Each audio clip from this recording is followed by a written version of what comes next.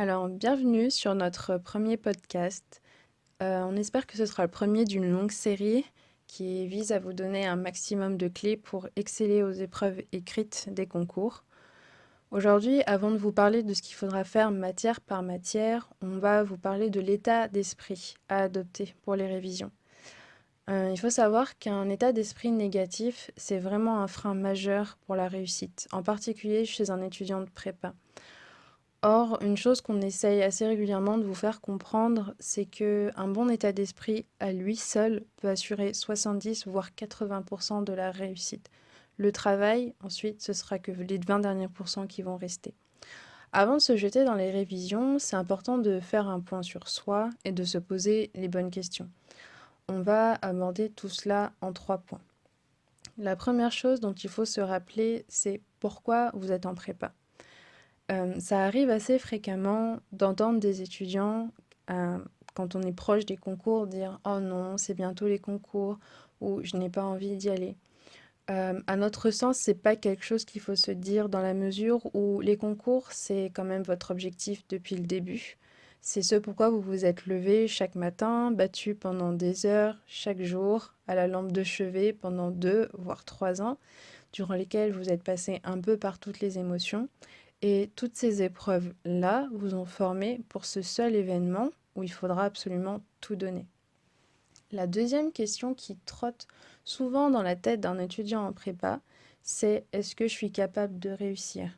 Est-ce que je suis pas plus nul que les autres? Est-ce que je vais y arriver? Certains même en arrivent à conclure que de toute façon, les concours, la réussite, c'est pas pour eux. Pourquoi? En fait, il n'y a pas de raison de se dire ça. Parce qu'à partir du moment où on a travaillé, eh ben, on a tous les droits de se sentir méritant. C'est pas parce que vous avez eu des mauvaises notes toute l'année dans telle ou telle matière, ou que certains vous ont dit que vous n'alliez pas y arriver, que ça va sceller votre destin au concours. Le concours, c'est le jour où il faudra mettre en application tout ce que vous avez appris, tout ce que vous avez retenu, de vos réussites, mais aussi de vos erreurs. Et une fois que vous aurez compris ça, que vous serez capable d'appliquer tout ça, et bien vous verrez qu'un 8, ça peut se transformer rapidement en 18. La troisième question, c'est: dans quel état est-ce que je dois aborder mes révisions? Eh bien, ce qu'il faut comprendre, c'est que la révision, c'est une ligne droite. C'est plus le moment de perdre du temps à douter de soi.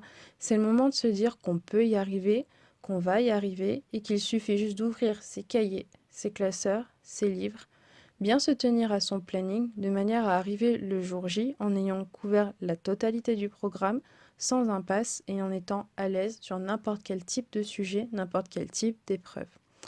Donc vous l'avez compris, le fin mot de l'histoire, c'est que on y croit, on y va, il n'y a pas de temps à perdre, il faut absolument foncer vers la réussite, croyez-nous. Quand dans quelques années vous repenserez à ce moment-là, eh ben, vous serez vraiment très satisfait de vous, surtout quand vous serez en école. Voilà, c'est la fin de ce premier podcast. On espère qu'il vous aura plu, qu'il vous aura aidé, et on vous dit à bientôt pour la suite de la série, et surtout, courage pour vos révisions.